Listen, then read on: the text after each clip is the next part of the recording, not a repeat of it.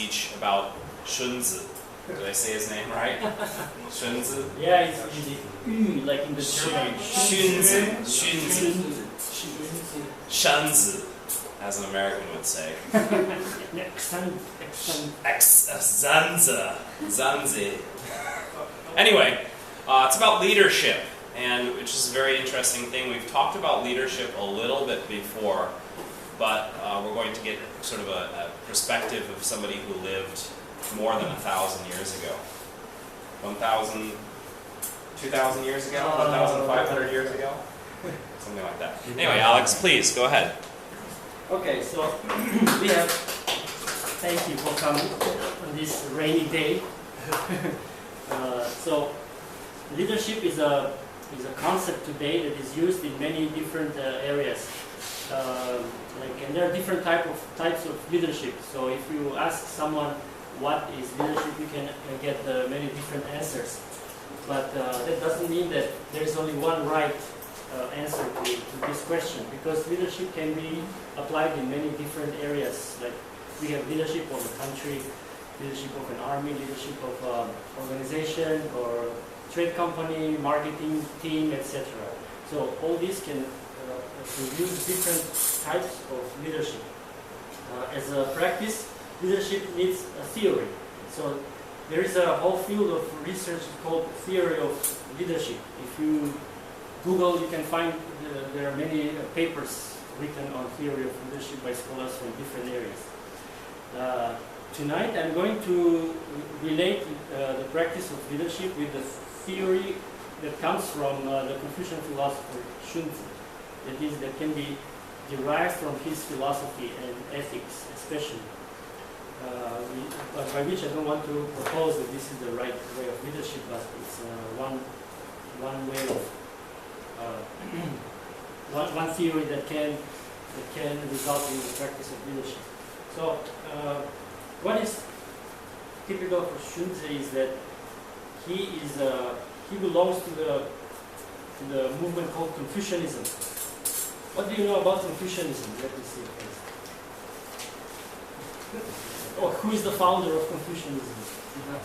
Confucius. And who is the main follower of Confucius after Confucius? Mencius.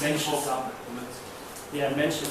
So, and then there are other Confucians in the period of Song Dynasty that made Confucianism as a kind of state ideology, which even lasts until today. Even today, where we live now in Taiwan, it's a pretty much Confucian society.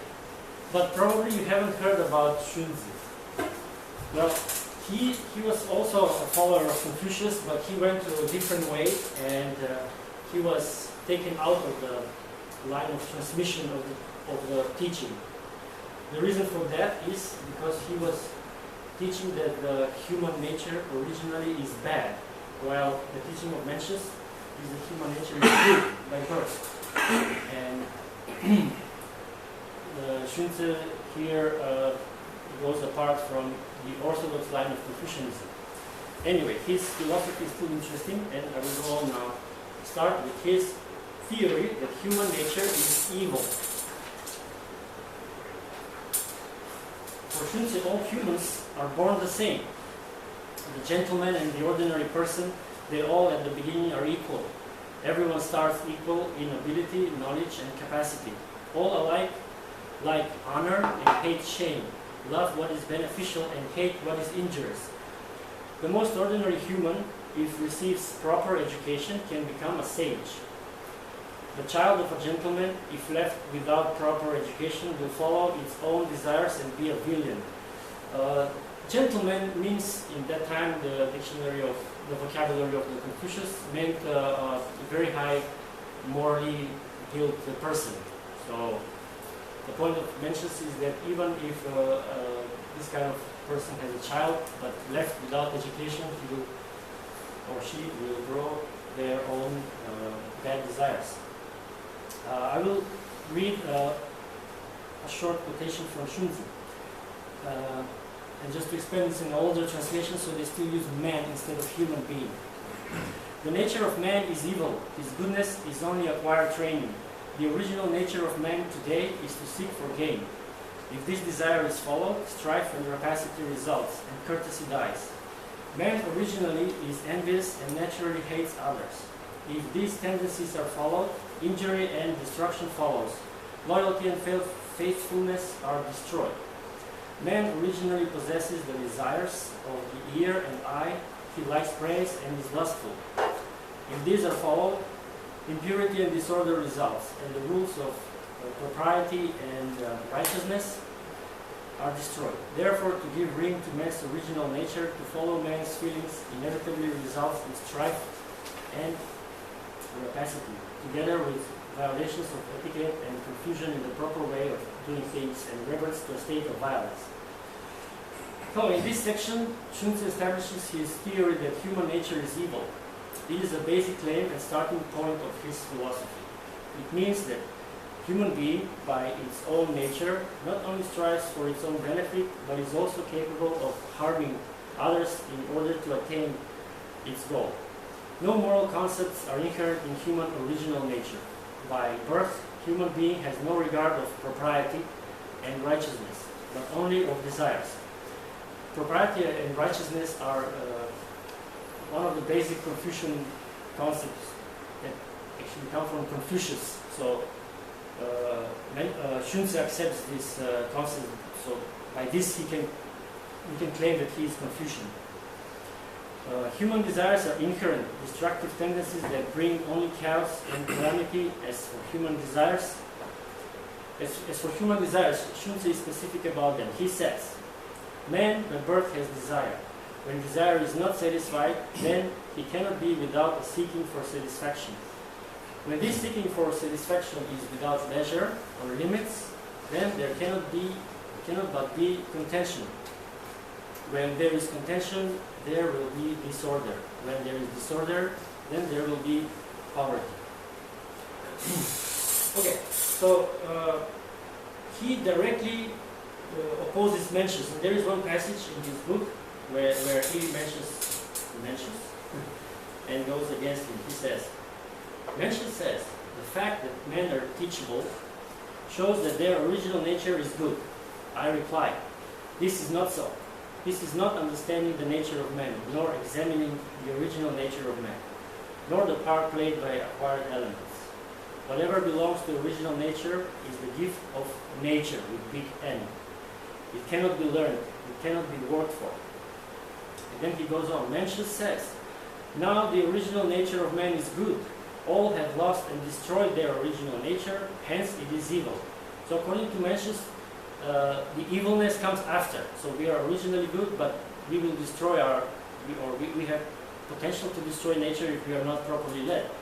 While Xunzi says that we are originally evil, but by proper education we can become good. So he replies to this. When he says this, he is greatly mistaken. Mencius, mistaken. Now, considering the nature of man, as soon as he is born, he would already have grown away from his first estate. He would already have grown from his natural disposition. He would already have lost and destroyed it. But this line of reasoning, it is evident that the original nature of man is evil, and his goodness is acquired. Thanks. Xunzi rejects the idea that if humans can learn, it means that their original nature is good. For him, it is exactly the study that shows that human nature is evil. Because if human nature were good, then there would be no need for study. Okay. Let me ask you first, can you follow? Should I stop? Should I slow down? Question? Maybe for those, including me, you could define maybe what righteousness and what's the other one? Propriety actually means, because they're really important terms in Confucian thought. Yeah, that's a good point. Yeah, so righteousness, Confucius establishes four virtues. The first is humanity, the second is propriety, then righteousness, and there is one wisdom. So Xunzi focuses on propriety and righteousness. Propriety is more like behavior, a proper way of behaving. It can be also translated as rituals. So it has a kind of religious connotation. So the way how we do the things, how we treat our ancestors, how we treat our elders, and other people around us. Well, righteousness is the basics of the ethics, like how to act in a righteous way, in a proper way. Like for example, if there is a relation between a ruler and a subject, they have the righteousness, the righteousness of the ruler and the righteousness of the subject are different. They can't be equal in a way, but they have to be righteous toward each other in their own way. Yeah, I shouldn't go too much in this. Now, actually, is it possible to speak just slightly louder? This is the noise and the air conditioning stuff. sure. So the point for Xunzi is to transform human nature. When Xunzi says that human nature is evil, he does not deny the existence of goodness. His main purpose is to show that humans can become good by the way of studying or acquired training. In the basis of the process of studying are the concepts of propriety and righteousness. Those who perfect it in goodness, according to Xunzi, are the sage kings. So this is the idea of the golden age in the past, where the kings were sages, highly moral persons. In one passage, Xunzi says, the civilizing influence of teachers and laws, the guidance of the rules of propriety and righteousness is absolutely necessary. Thereupon, courtesy results, public and private etiquette is observed, and good government is the consequence. By this line of reasoning, it is evident that the nature of man is evil and his goodness is acquired. What can we see here is the basis for a theory of leadership. As has been already said, if people are led to act according to their natures, that is, desires, the world will be in a great chaos. What is needed is a proper way of leadership, which will enable humans to know their good abilities. This sort of leadership is brought by teachers who already learned the goodness and is supported by the sage kings. For it is the sage kings who first realized that human nature can be bettered by the way of propriety and righteousness. For Xunzi, the concepts of propriety and righteousness was invented by those sage kings from the past. Okay, there are lengthy passages here, but I will skip them.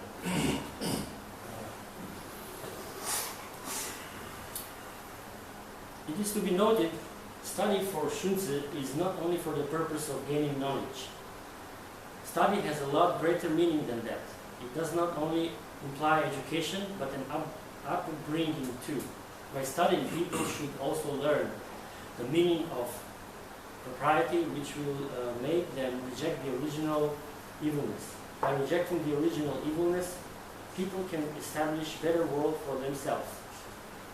This way, we can see one aspect of theory of leadership incorporated in Xunzi's philosophy, which is leading the people by educating them. However, in spite of his great emphasis on study, Xunzi also recognized the importance of regulating desires with propriety. He did not hope to totally get rid of the desires, but rather to regulate and guide them into proper patterns. So one of the tasks included in the leadership should be to direct one's desires towards spiritual rather than purely material things, relying on his theory that human nature is evil. Xunzi, of course, could not expect that human being would get rid of desires. For this reason, he spoke about regulating them.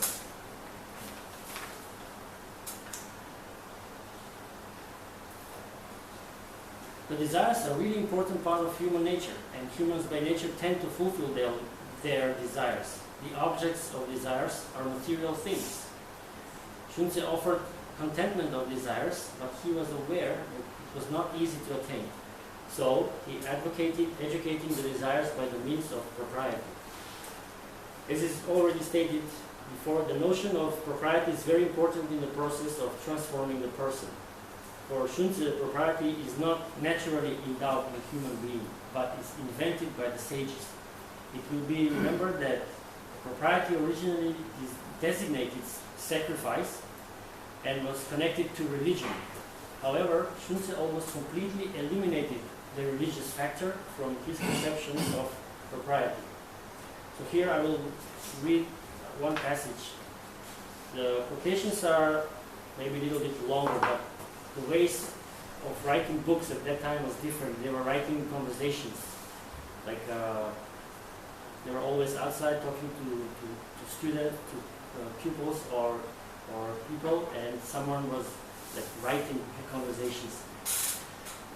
Whence do the rules of propriety arise? Man by birth has desire. When desire is not satisfied, then he cannot be without the seeking for satisfaction. When this seeking for satisfaction is without measure or limits, then there cannot but be contention. When there is contention, there will be disorder. When there is disorder, then there will be poverty. The former kings hated this confusion, hence they established the rules of propriety and righteousness, in order to set limits to this confusion, to educate and nourish man's desires, to give opportunity for this seeking for satisfaction, in order that desire should never be extinguished by things, nor should things be used up by desire.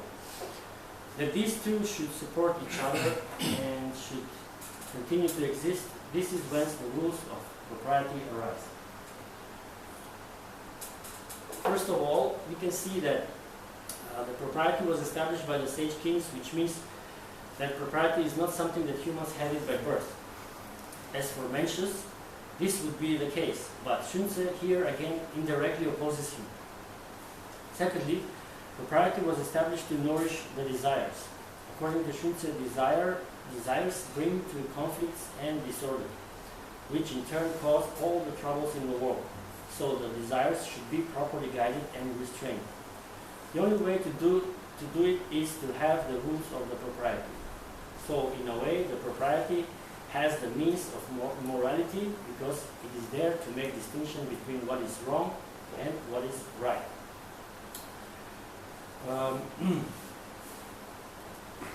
For Xunzi, a sage king is the one who rules by the means of propriety. A perfect leader, then, would be the one who uses propriety in the leadership.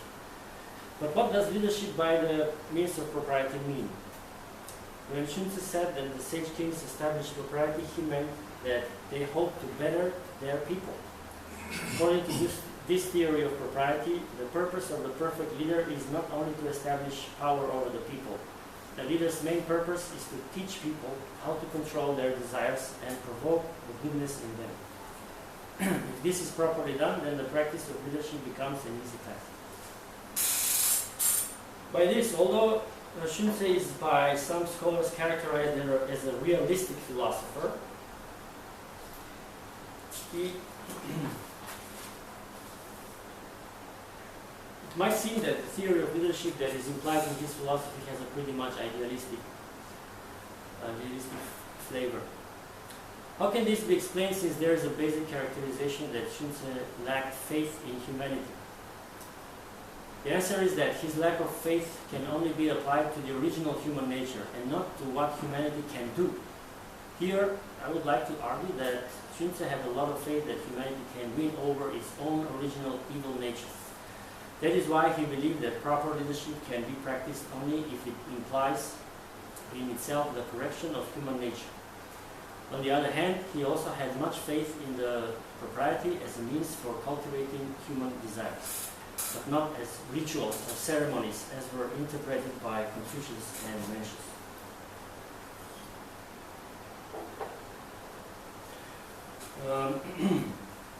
Okay, this part I will finish it. I will do just a comparison between Xunzi and his student Han Feizi, another philosopher of that time.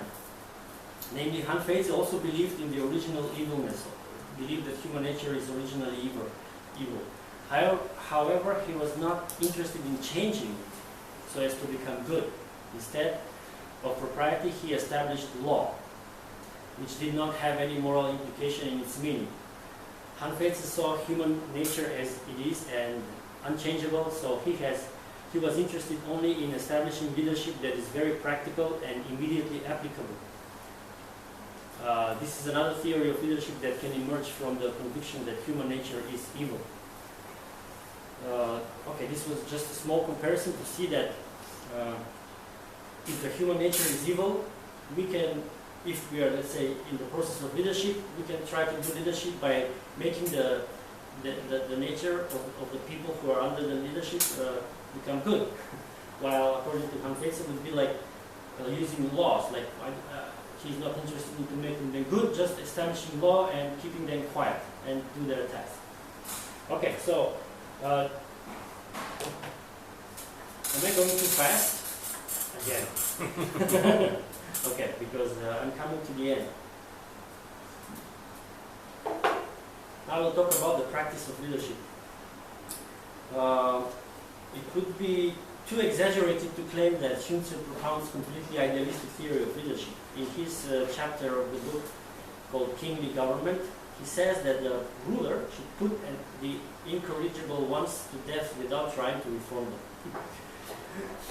Or should treat those who are good to him according to propriety, but treat those who are not good to him with punishment.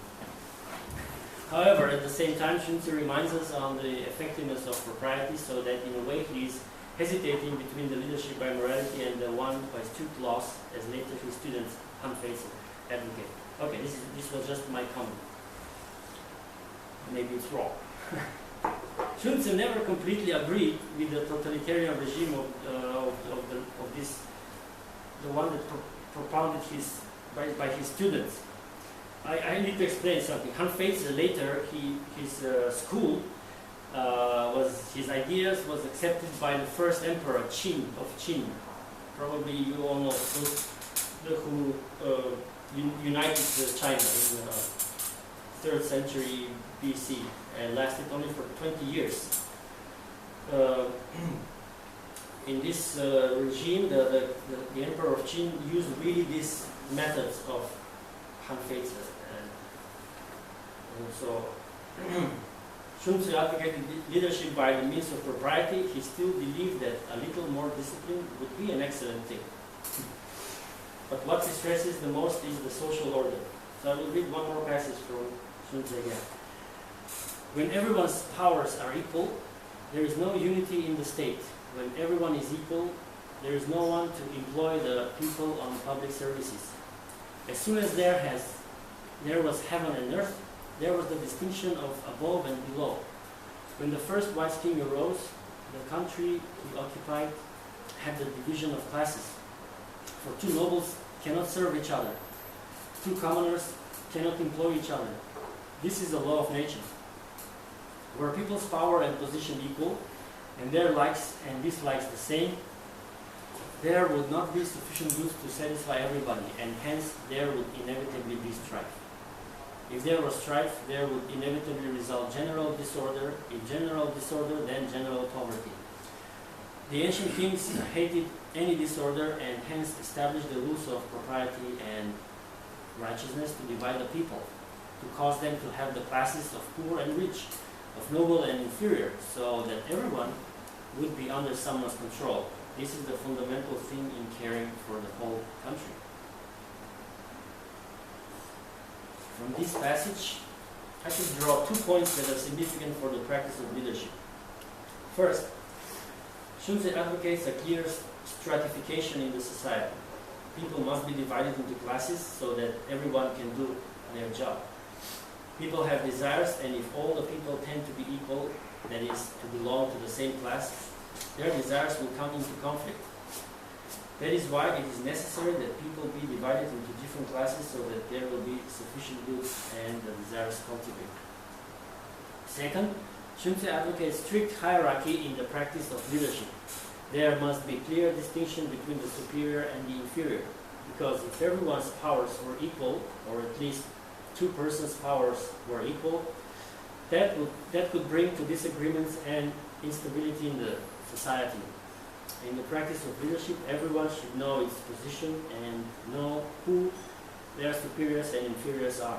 Only this way, there will be a perfect discipline and the leadership will be strongly conducted. Okay, this sounds a little bit like an army leadership. In discussing military affairs, Xunzi rejects the classical view that successful warfare depends on strength and advantage as well as deceitful strategies. He stresses that the unification of the people is a basis for leading an army and adds that the army leader should get the support of the people. The one who achieves to do this is the best army leader. This is an army of the benevolent person, not the one who uses deceitful tactics. So, the successful leadership depends on the support of the people, and this support is attained by the leader showing their character or benevolence. Benevolence, I mentioned before, is also one of the Confucian concepts of ethics. By this, the leader and the led are of one mind. The inferior serves the superior as the son serves the father. Okay, I am coming to the end. I will conclude now. By all I said here, I can draw seven points of the theory of leadership that can be practiced by the philosophy of Xunzi. First, leading for the purpose of becoming good. The leader should not lead the people only for the purpose of fulfilling their goal. One of the tasks of the leader is to help people to repress their original evil nature and become good. Second, leading by educating. In order people to attain the goodness of their nature, the leader must educate them. Teaching what is right and what is wrong is one of the tasks of the leader. Third, nourishing desires. Desires need satisfaction, and when there is no satisfaction, brings to conflicts among people. So the leader must nourish or regulate people's desires in order to bring peace among them. Fourth, leadership by the means of propriety. In order for the previous 3 points to be fulfilled, the leader must establish the propriety as the means of leadership. Propriety will help people in attaining goodness, studying and nourishing their desires. Fifth, stratification. A proper leadership is possible only when everyone knows its position in the society. Sixth, hierarchy. There must be clear distinction between the superiors and inferiors to avoid disagreement in the process of decision making. And seventh, support of the people. Lastly, the leader should gain the support of the people and have one mind with them. Thank you very much.